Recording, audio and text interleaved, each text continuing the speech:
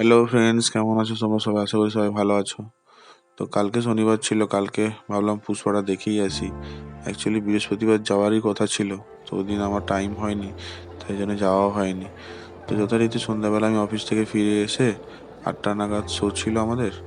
তো যথারীতি আমরা পৌঁছে গেলাম আম্বুজা মলের উদ্দেশ্যে। টিকিট অলরেডি আমরা কাটাই ছিল, 7টার দিকে কেটে নিয়েছিলাম। তো যথারীতি দেখতেই পাচ্ছ আমরা ভেতরে এন্ট্রি করছি। এন্ট্রি করার পর দেখতেই মুভি তখনও শুরু হয়নি যদিও।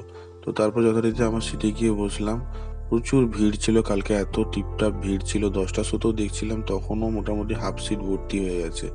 তো যথারীতি আমরা ওখানে গিয়ে মুভি শুরু হয়ে গেল। মুভি দেখার পর আমরা যথারীতি হাফ টিফিন বলছি, ব্রেকের পর আমরা বেরিয়েছিলাম একটু। আমি একটু ওয়াশরুমে গেছিলাম, ওয়াশরুম থেকে ফিরে এসে তারপর যথারীতি মুভি এন্ড করে আমরা বেরিয়ে আসি। তো দেখতেই পাচ্ছ মুভির এন্ডের পুষ্পা 3 দেখিয়ে দিয়েছে অলরেডি। কিছু সিকোয়েন্স বাকি থেকে গেল, তার জন্য পুষ্পা 3 দেখতে হবে অবশ্যই। তো রাত তখন প্রায় 11:30 12টা নাগাদ আমরা তখন মল থেকে বেরিয়ে আমার গাড়ির উদ্দেশ্যে রওনা দিলাম। দেখতেই পাচ্ছ কেএফসির পাশ থেকে হেঁটে হেঁটে যাচ্ছি।